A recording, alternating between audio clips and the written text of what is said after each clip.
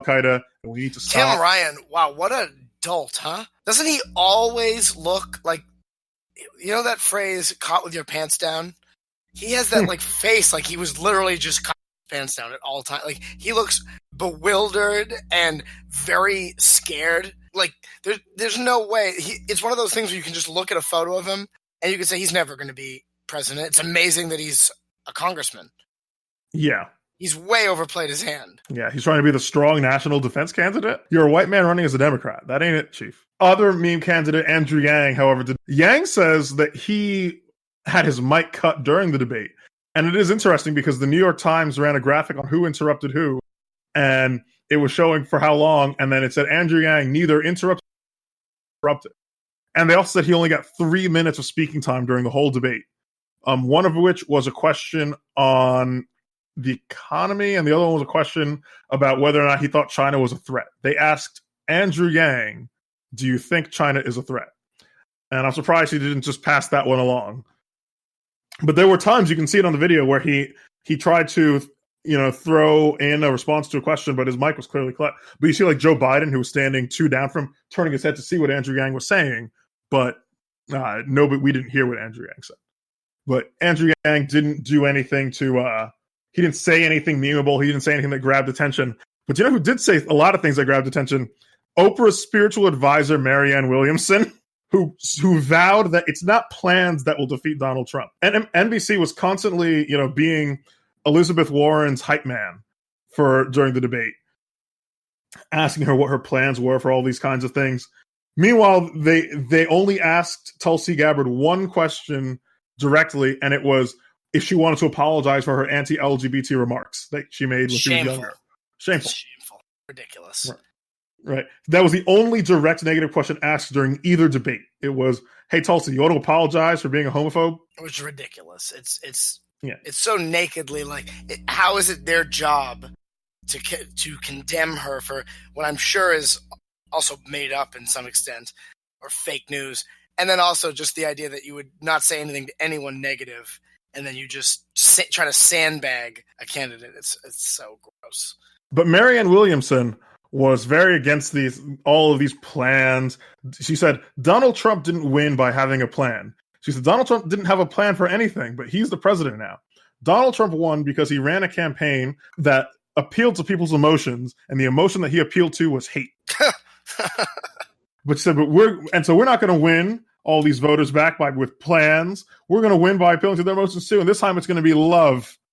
And so she looked at the camera and said, Donald Trump, I know what you've done, but with the power of love, I swear that we will defeat you. And there was a whole lot of... Oh, and she... Remember when Kanye said he loved Donald Trump and he loved Hillary and he loved everyone? How did the same people that she expects to vote her into office react to that expression of love? Pretty sure they tried to lynch him. Turns out, hate's a stronger motivator than love. Sorry, the love candidate rarely wins. So Marianne Williamson's performance during the debate, where she was appealing to very esoteric ideas, as well as some of her older tweets, where she talks about, the power of like magical orbs and healing crystals. And she says things like, your body isn't really a body. It's actually a space station. It's a space station by which you beam out, emotions into the universe. And it's like, focus on the beams. I think so. Yeah. Focus on the beams. And it's almost hard for me to describe verbally the experience, but I linked you to a Facebook meme page where you can see some choice Marianne Williamson quotes. And so basically, Marianne Williamson has replaced Andrew Yang as the Democratic meme candidate. Whereas, why secure the bag when you can secure healing crystals? Right? What is $1,000 a month compared to spiritual immortality? I just like the idea that, like, we have this big debate about healthcare, and or we pretend to have a debate about it, and how we spend so much, and then they say, well, we're going to have Medicare for all, and it's going to cost $300 trillion, and then the Democrats say, no, it's actually going to save $30 trillion. And what's cheaper than Medicare for all? Some essential oils. You put some essential oils on it, you get out the healing crystals, and now we're not even talking about what to do about healthcare because cancer has been eradicated and we're all just healthy and we're just shimmering orbs of light. We're going to ascend to a higher plane. Who's going to care about the deficit when we've when we have shed our physical bodies. Yeah, when we've achieved psionic ascension, the federal budget seems to it's nothing. That's what's going to actually happen to all these problems we're worried about. It's like we're going to shed those problems of the physical world. Yeah, like a snake shedding its skin, except instead of another snake, it would be like if a snake shed its skin, and out of the skin just came a beam of light. Yes. That shimmered into nothing, and yet into everything all at once. That's going to solve all our problems. It's a nice thought. Screw the gold standard. We need to be on a philosopher's stone standard. Yes, and we would never have to worry about these. As libertarians, we always have this thing about how to solve problems, and the libertarian answer is always, this or that would be great, but as long as the government doesn't do it. But we don't have to worry about that, because there will be no physical force. There'll be no physical anything. How can there be a non-aggression principle? How can there be an initiating force when all of us are nothing but pure cosmic force? Yes, we're just energy, and we're all one, and yet individuals. It's a nice thought, and I think it definitely beats, It beats whatever the hell Elizabeth Warren thought of. Yeah. Now, that said, Vogue magazine did not understand the pure genius that they had borne witness to, because they held a photo shoot of... they had Tulsi and they had all the female candidates except for Marianne Williamson. So it was Tulsi, it was Kirsten Gillibrand, it was Pocahontas, Kamala Harris, Tim Ryan. Tim Ryan. But it doesn't matter that Marianne Williamson wasn't actually there, because Marianne Williamson photoshopped herself into the photo and just put that on Instagram, because Marianne Williamson has ascended beyond your mere physical reality. He who controls the present commands the future, and he who commands the future conquers the past. I really hope she is in the next debate. I now that I know this, I will watch the next debate just to hear what Oprah... we all can joke, but she clearly is very successful.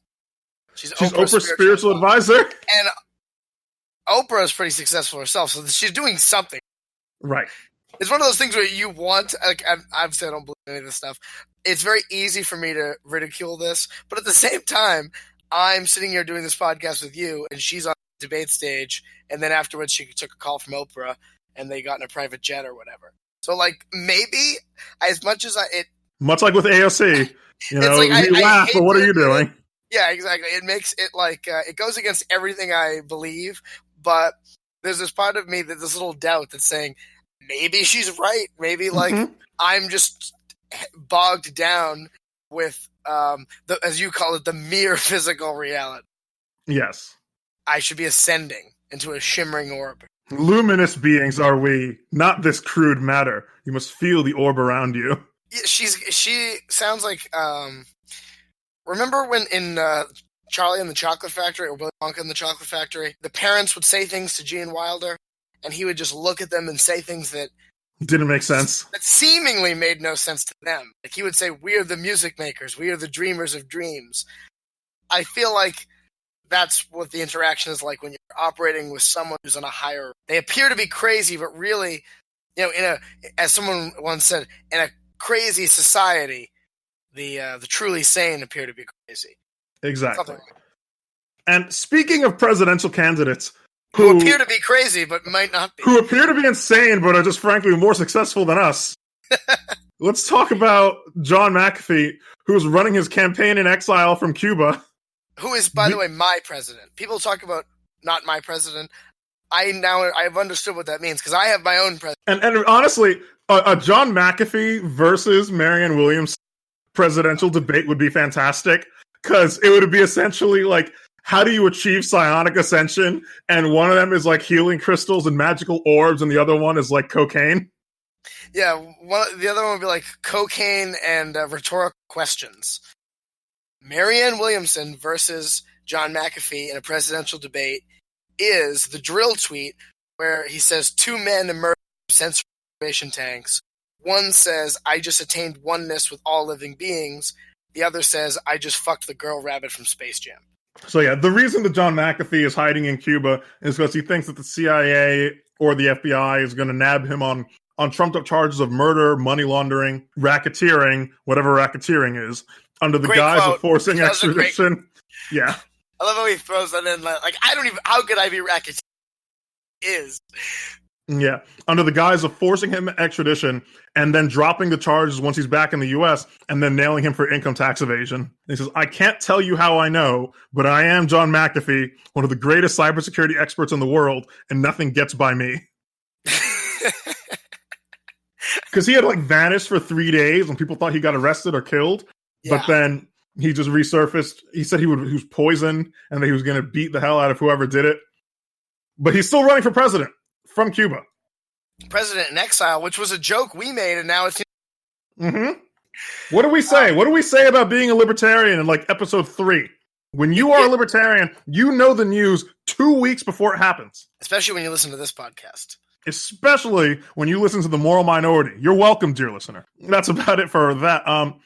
Speaking of people who, honestly, are not going to be president anytime soon, Justin Amash has decided that he's tired of being in politics. By which I mean Justin Amash has decided that... He can't win a Republican primary? Yeah, he decided that he can't win a Republican primary. And so, quote, our politics is a partisan death spiral. That's why I'm leaving the GOP. He published that... Because it just became a death spiral right after the latest polling shows that he's not going to still be a Republican, whether he wants to be or not. Isn't that funny? You can't fire me. I quit. Actually, it turns out I hate this job. And he's probably going to join the Libertarian Party. Yeah, which is where people go, where political failures go to die, apparently. Yeah. It's like an elephant's graveyard for failed Republicans. Yes. And so I guess he's going to debate John McAfee because... Holy shit, I just realized that the Republican symbol is the elephant. Oh, yes. Yes, the Republican symbol is an elephant. The elephant's graveyard would be a great nickname for the Libertarian Party. Yes. Oh, wow, yeah. I see it. But yeah, so Justin Amash has failed at politics. It's kind of a tragedy. He was a pretty good Republican, but he's just he tried so hard, got so far, and in the end, it didn't even matter. And Daniel McCarthy wrote an article about how if Ron Paul taught libertarians how to win by losing, Amash taught us how to just lose. Yeah, I liked his line of that. What a sorry hill to die on. Yeah. That of all the things, of all the priorities you're going to make, he made it a priority to impeach Trump, and that the hill he's going to die on is the Mueller report, which is like, hey, I want to impeach Trump. I'm sure you'd be okay with impeaching Trump. We all want to impeach Trump, okay? Everybody does. I want to impeach them all.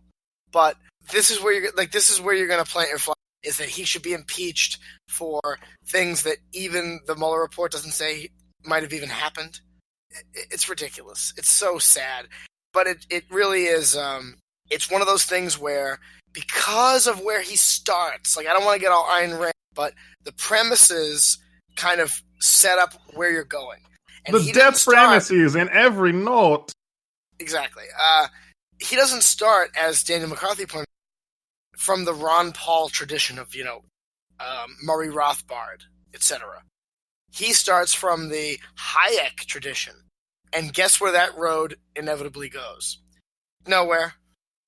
The road to serfdom is actually the same road that Hayek was on. You just drive slower. But you still get there. So the idea that, as he put it, as Dan McCarthy put it, libertarianism without populism doesn't actually have anywhere to go. And now that's not me being a libertarian populist. Populism means doing things that are popular. So actually nothing without populism works in politics. Like, populism is not an ideology, it's a strategy. Exactly. It's like progressivism without populism is not going to win votes. People don't vote for specific percentages of tax plans. They vote because Bernie tells them the billionaires and it gets them riled up. That's populism. The idea that Trump is a populist and no one else is a populist, this is a new thing. Every political campaign is about populism to different degrees. It's just a matter of how much they make it their brand or not. But populism is just appealing to the masses and doing what they like.